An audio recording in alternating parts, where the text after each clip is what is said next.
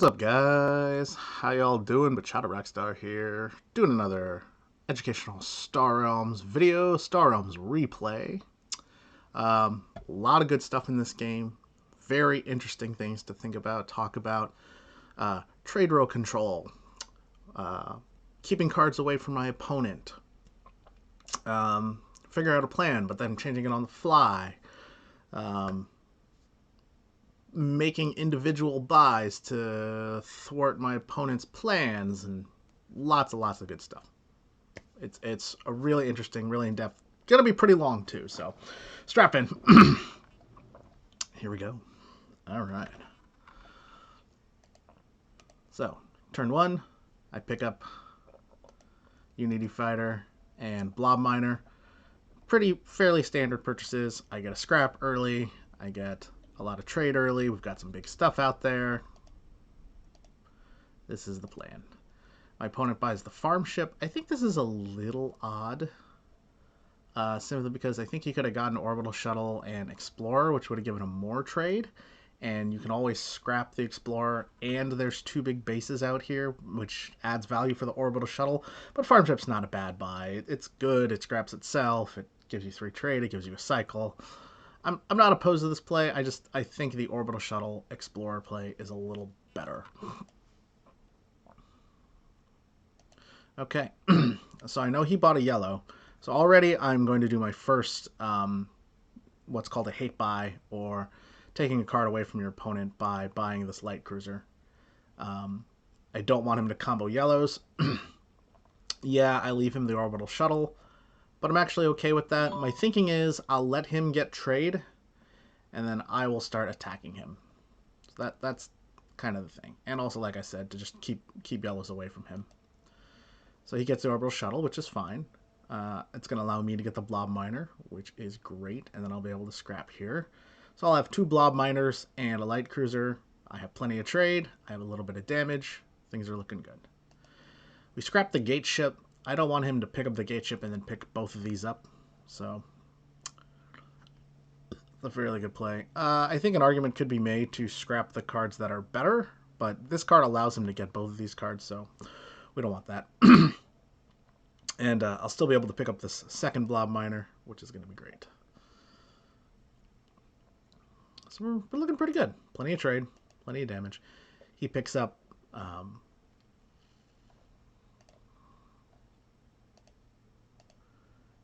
yeah, storage silo. It's good, it's fine. It's a good buy. I don't mind that at all.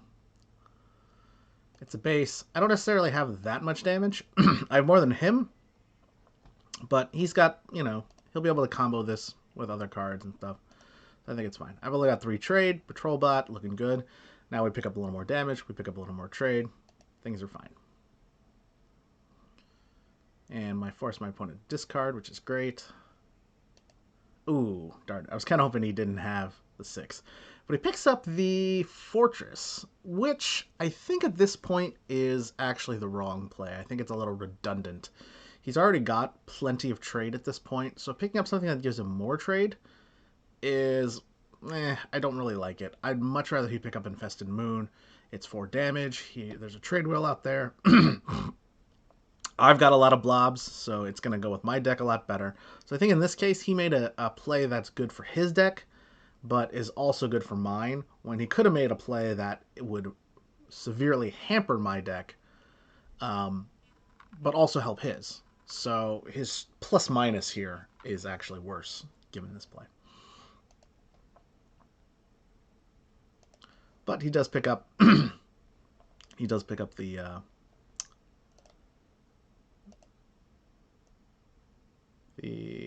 I'm drawing a blank on that card. Oh, Salt Pod. That's what it is. All right. And here's another play. So we scrap the Plasma Bot, because my plan is to pick up the Infested Moon. So what I didn't want was to leave him a scrapper. So again, this is part of the trade row control. If I'm not going to pick up the scrap, I'd rather he not have it either. But I flipped the Federation Battleship, so we got to get that. I love Infested Moon, don't get me wrong, but Fed Battleship is just a better card, flat out. I end up keeping the Blob Miner because I am hoping to pick up Infested Moon next and then combo that. And yeah, no reason we can't get Infested Moon now except Blob Alpha comes out. And as much as I love Infested Moon, Blob Alpha is a better card. We've got card draw, we've got healing, we've got damage. There's no reason. Getting Blob Alpha will give us the kind of damage that we need to put this game away. So again, now we get rid of the Infested Moon, because now we don't want him to have it, and we pick up the Blob Alpha here. I think this is the correct play. We scrap the Blob Miner to kill the storage silo. Yep. Feeling very, very good about ourselves right now. But let's not count my opponent out here. He picks up a Scrapper, and he picks up Central Station. So what is he going to do now? He realizes that I have enough damage now to start really putting pressure on him. So he's going to start enacting a base strategy. Pretty smart, I'd say. I think this is a good move on his part. We pick up another Blob Miner, because why not? I was thinking of not buying it, but I actually wanted to buy it to keep up my trade row control and allow myself to continue to scrap, because I figured that's sort of how I'm going to win the game. I've got the damage. I want to keep control of the trade row to not give him enough damage. You know. And boom, look at this. Wow. He's going to pick up 2 bases here. Yeah, so he's going base strategy. And he got lucky in a sense to get all 3 of these together, but we're lucky in a sense that we have plenty of damage to get through it.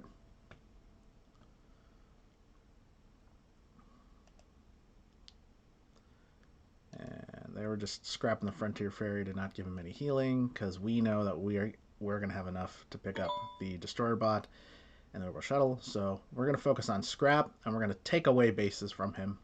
Unfortunately, it flops 2 Orbital Shuttles here, and I think I make a little bit of a mistake here. It's not a huge mistake, but I think I should buy these Orbital Shuttles, considering how base heavy he is, to not give... because this is how he comes back, right? These 2 cards right here allow him to come back. It gives him healing, it gives him trade, it gives him card draw. He's got plenty of bases. If I take these away from him, I think I pretty much seal the game, but instead I'm just sort of focused on getting bases here, on keeping the bases away from him. So I think a little bit of a mistake on my part.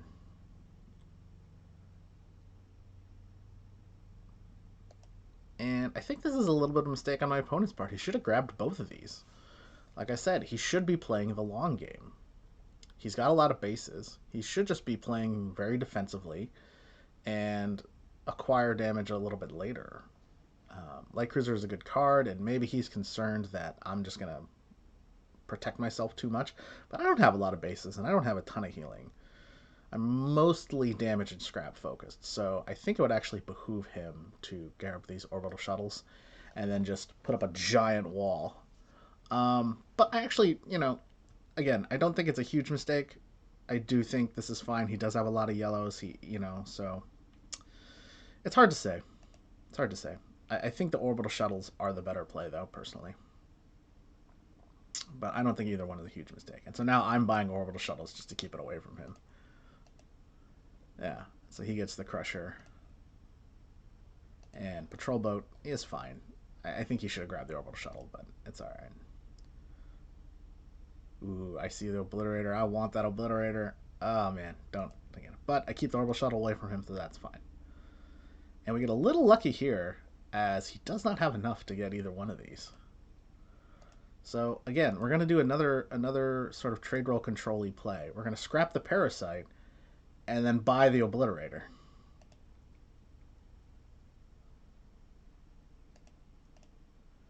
And again, we're just scrapping.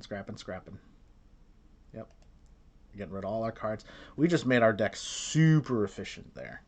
We scrapped 2 starters. We got rid of the Blob Miner. We picked up Obliterator. Our deck is humming now.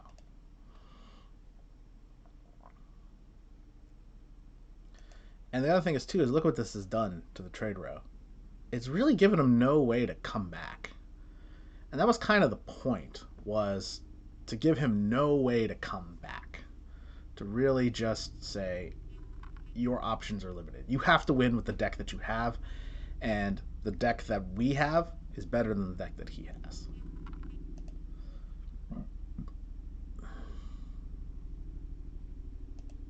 When he could have bought a customs friggin'. I don't know why he didn't do that.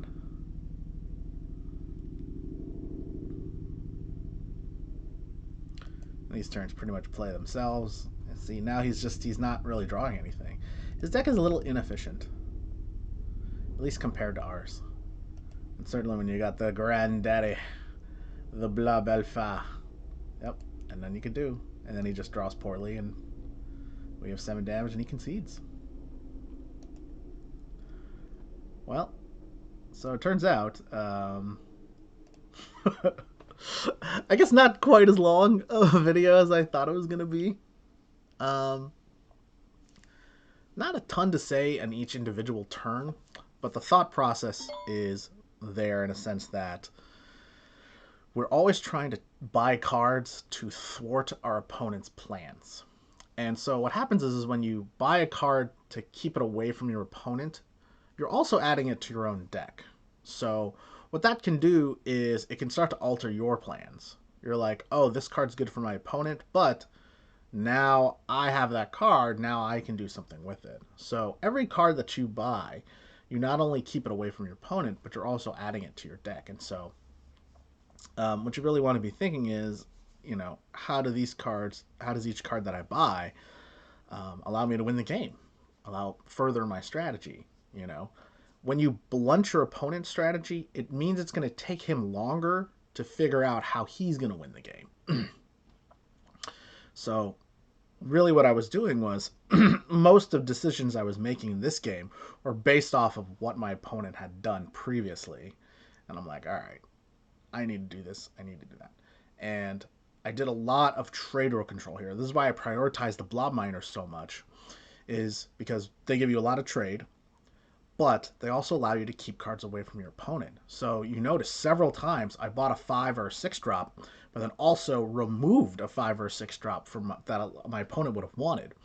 And so he was able to kind of enact a base strategy, but it wasn't really effective. It wasn't very strong. Most of the cards that I had were working towards me being able to scrap down, me being able to acquire damage, and just, going after my opponent, keeping the pressure on. And that's the other thing you want to make sure that you do too, is sort of keep the pressure on your opponent. The more turns you give your opponent, the more time he has to formulate a strategy and come back. And that's the one thing that base strategy needs in order to enact itself, is time. Setting up bases gives you that time, but it also allows your opponent more time to enact their strategy. And so once you get a really strong base strategy set up, it's pretty much unbeatable. But it does take a while to actually get it set up. And a good opponent, a smart, aware opponent, will see what you're doing and then counter that. And that's pretty much what I did. A large portion of the buys that I made here were just, no, I know what you want to do. I'm going to keep that away from you. I'm going to buy it. It may not help my deck that much, but it's going to hurt your deck a lot. And so that's really the plan. And every play that your opponent makes, every buy that your opponent makes, says something about their deck. And so you want to be thinking, okay, what are the combos my opponent is trying to do? What is the plan my opponent's trying to make? And then buy accordingly. Now, you're not always going to counter your opponent's strategy every time, but it's a really, really effective strategy, especially against good, solid thinking players. You don't want to play solitaire. You want to play poker. You want to play your opponent. All right, guys, that'll do it for this educational video. Keep learning, keep rocking. Rockstar will see you next time.